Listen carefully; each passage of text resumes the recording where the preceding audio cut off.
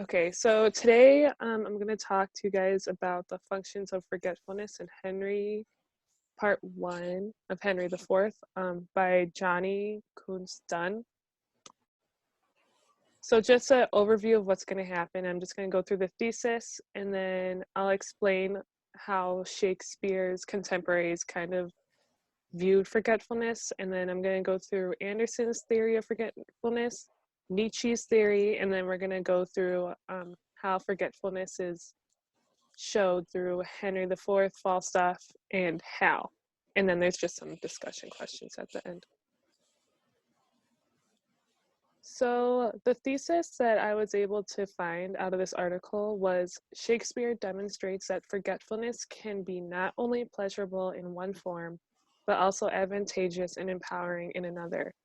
By the incongruous presence and event, the ubiquity of forgetfulness in a history play, the playwright points to the sometimes ignored fact that forgetting figures highly factors into the construction of the official historical record. So during this time, or Shakespeare's time, forgetfulness was seen as like something that was bad.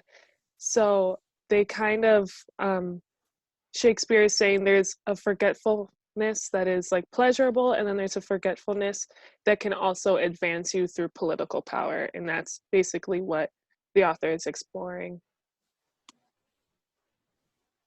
So forgetfulness in Shakespeare's time was linked to self-forgetfulness, which manifested its ways into certain aspects like being lethargic or just like sleeping all the time, kind of just being lazy, being hedonistic.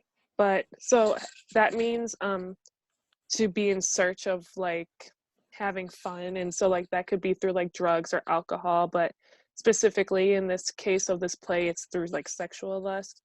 And then it is also manifested into the ultimate loss of identity. So you don't really know who you are in society.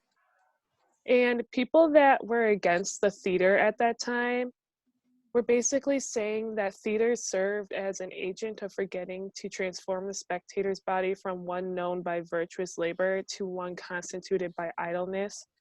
So I think what the whole problem was is that people were basically saying like, okay, if you go to watch the theater, you're basically lazy. Kind of like how I guess we watch like TV all day. I think that's how they viewed the theater. But to kind of defend that accusation or against that accusation, playwrights would write historical plays because historical plays were viewed more as like they were supposed to instruct how to be moral, and like they would tell you how to do things better than how history did it. So when playwrights used historical plays, it was basically to say like, hey, we're not just like being lazy and watching a stupid play, we're teaching people about something as we're putting on this play. So one of the quotes that actually stuck out to me in that section was, in the dominant view, to forget oneself was not merely transgressive, it was socially seditious. So this is actually a picture I found of Falstaff in the tavern in the beginning of the play, Henry IV. And basically, I'm going to talk about this later on, but he kind of embodies the idea of forgetting yourself in terms of like drinking, he ate too much, like he was sleeping all the time. So he really embodies like forgetting yourself in that sinful type of way. So now there's two theories I'm going to go into about the use of forgetfulness in history and specifically in this play. So the first is Renan's theory, and the quote I pulled from this section was, "The essence of a nation is that all individuals have many things in common, and also that they have forgotten many things." And Renan is French, so he used a French example. He said, every French citizen has to have forgotten the massacre of St. Bartholomew or the massacres that took place in the Midi in the 13th century. So basically, what he's talking about here is forgetfulness in terms of a nation. So he's saying in order to be a nation, we have to forget like the bad things that we did in the past. So I guess an example for Americans would probably be like the containment camps during World War II and like things like that, like things we just forget because we're like, oh, that was bad. We don't really want to bring it up and we're just going to leave it. So I have national amnesia solidifies how a nation thinks of itself, and it can be seen as a civic duty. Like you need to forget these things in order to be a good citizen. And then I don't know if any of you guys have read 1984, but there's this whole, it's like a dystopian type of book, but there's this whole concept of doublethink, which is basically like you know something is true, but you have to also know that it is false in order to basically survive. So like you know that something happened, but you're forcing yourself to forget it. So circumstances require people to forget something that they actually remember. That's the whole concept of doublethink. Then we have Nietzsche's theory. This one is kind of confusing, so I'm just going to read the excerpt that I found from this section, and then I'll kind of explain it.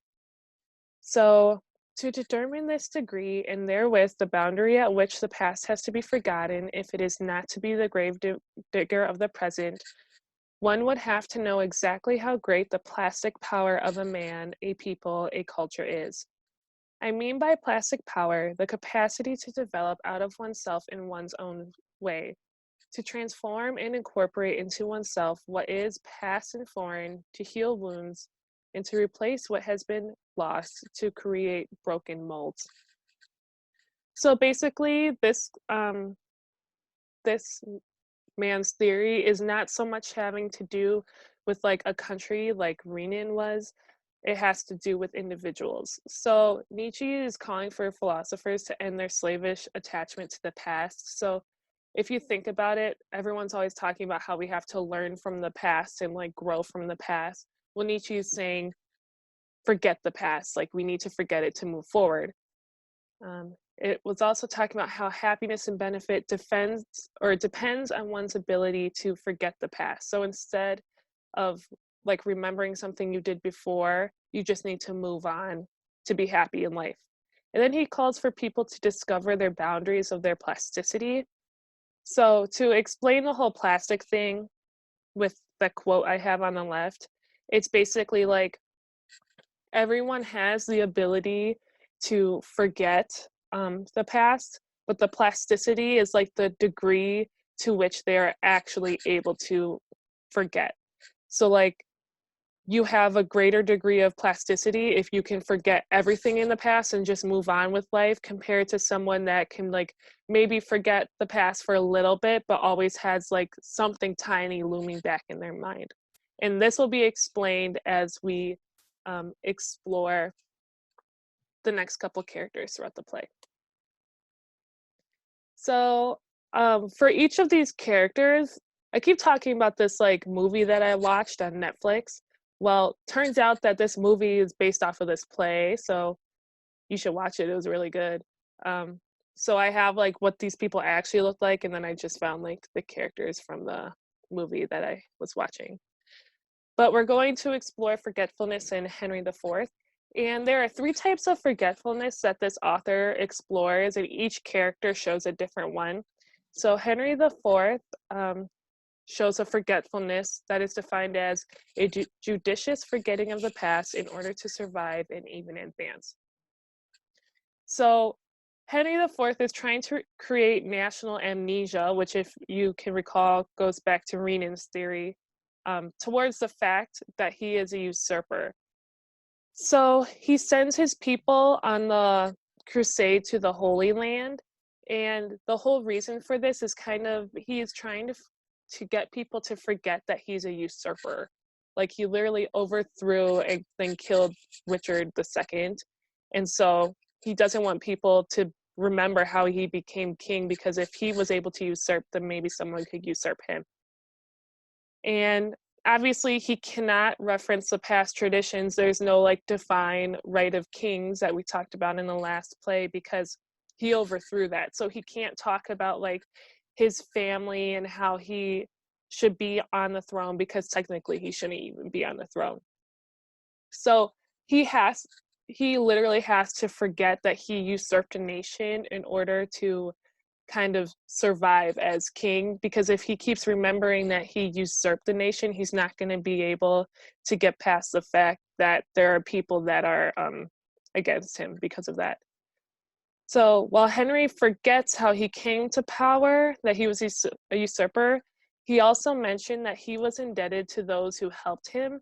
And so because he said that he's indebted to those who helped him, he's basically saying like, okay, I'm forgetting that I'm a usurper, but at the same time I have to acknowledge that I'm a usurper, because if I wasn't a usurper, I wouldn't need anyone's help to come to the throne. So it's kind of like this paradox, like the doublethink I was explaining earlier. So then we can also look at Henry IV before he became Henry IV, which was Bolingbroke. And when he was Bolingbroke and Richard II, he was still unable to forget his past. So when he was banished, his father kind of told him to look at it as a quest abroad. But instead of doing that, Bolingbroke held it kind of against the king. And then he was easily able to recite his complaints against the king and to use them as a way to come to power as a usurper, instead of maybe using this chance to explore the world, etc. So overall, we are able to see that in the past as Bolingbroke, and then also as the king now, he's unable to draw the past into himself. Therefore, he does not have a great degree of plasticity. So basically, he can forget that he's a usurper, but at the same time, that's in the back of his mind, and it kind of controls everything and every move that he takes. So just a good example of that was, once the crown is placed on his head, his self-assurance all but vanishes, and he can only reminisce about his former skill in manipulation of public opinion. So the entire time he was just trying to become king, and then once he was king, he is kind of freaking out that people are going to want to overthrow him because he usurped them. So now we're going to talk about Falstaff, and he is going to show the second type of forgetfulness, which is defined as self-forgetting of one's place in society's defining norms. So as I said earlier, Falstaff, we are introduced to him as someone who is like in the tavern, he's shamefully drinking, he's overeating, and he's just trying to find all the pleasures in life, and kind of like losing himself to who he actually is. Um, but the author was claiming that his ability to forget and laugh away his troubles ensures his survival in Eastcheap. So, for example, he forgets to pay his tab, his provisions, and for the shirts that the owner of the tavern like gave to him.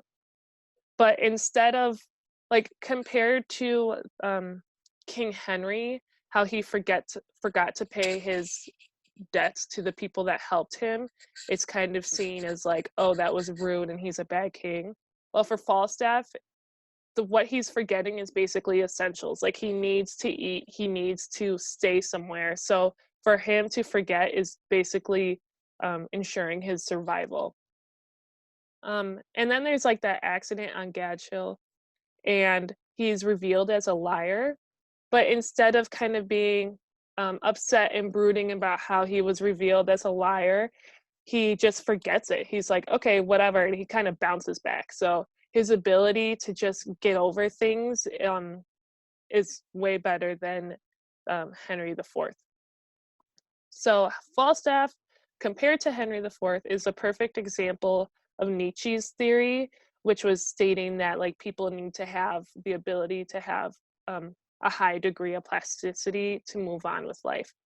However, his plasticity and the fact that he's a perfect example of this theory does not advance him into wealth. So he does gain a little bit of political power, but he doesn't end up being as wealthy as he had hoped for. So it didn't, in the end of the play, it doesn't really benefit him any other way than the fact that he's able to survive through Eastcheap and the woman that like gives him provisions. Also, There is a third type of forgetfulness, which is defined as intentional amnesia at work in the making of a historical narrative. So at the very end of the play, which I don't think we've read that far, but Falstaff claims to have killed Hotspur, which is wrong. Hal actually killed him, but Hal does not correct Falstaff. He just kind of lets it be put on record that Falstaff killed him. And this is more pertains to Hal, but Hal, basically what happened, because I don't think we've read this far, Hotspur was basically like everything that Hal wasn't. So they kind of had a feud going on their entire lives.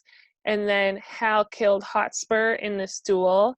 And after he's killed, Hal desires that he's not remembered as like this bad person or someone that had um, transgressed against him. He wants him to be remembered as or remembered for all the good things that he was able to do.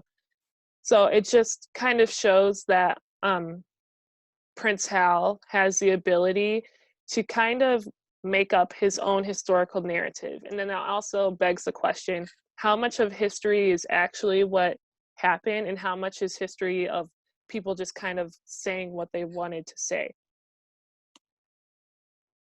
And then finally, we're just going to look at Hal.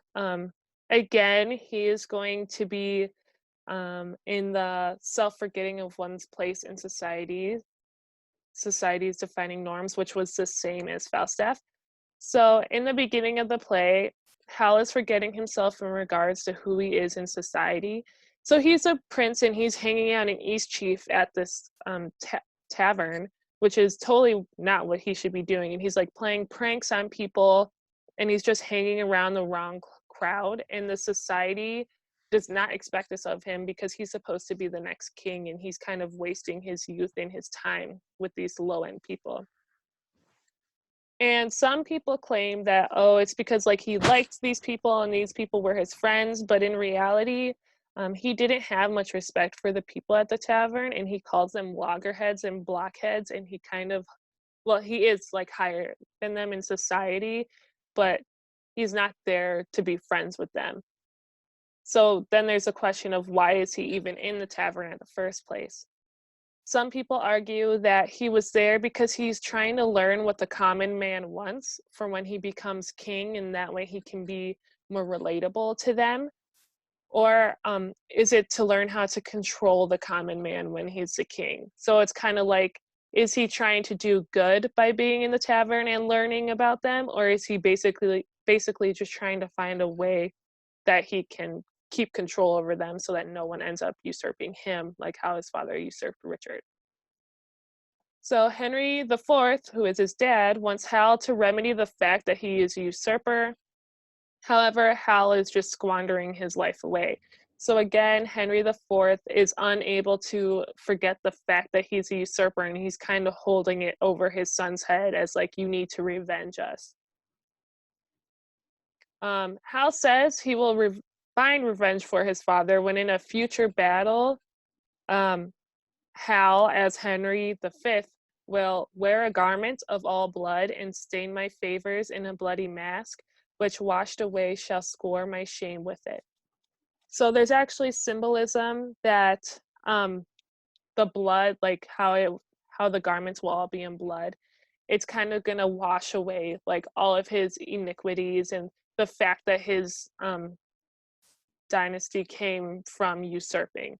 So he, as much as his dad, wants to forget the fact that they are usurpers.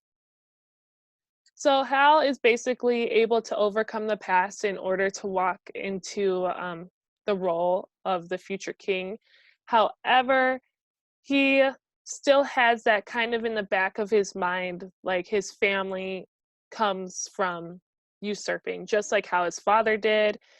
But he does seem to have more control of being able to forget than his father did.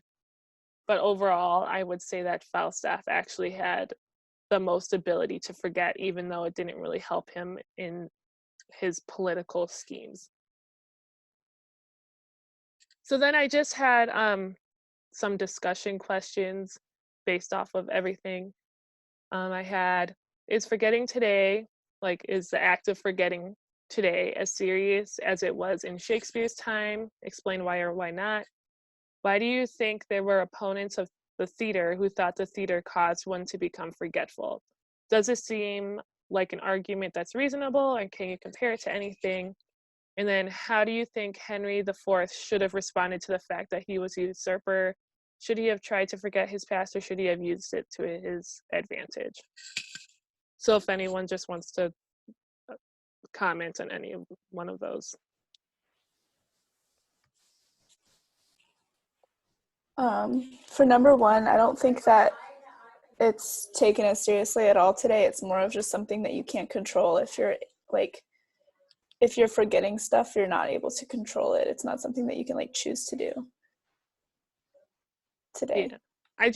I found it weird how like forgetting was like seemed as like a sin. Like they were kind of like freaking out that people were forgetting, and if you forgot, you're basically like the worst kind of person. So that's definitely not how it is today.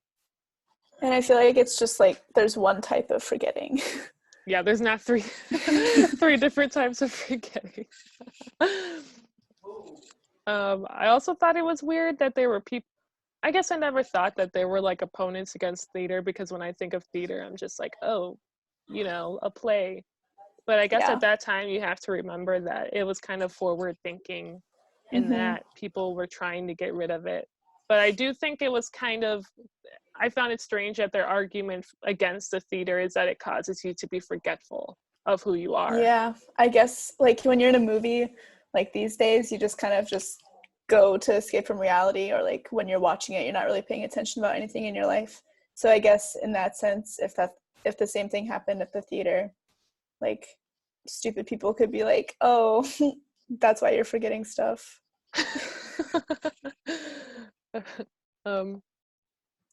And then the third one, how I kind of felt about that one.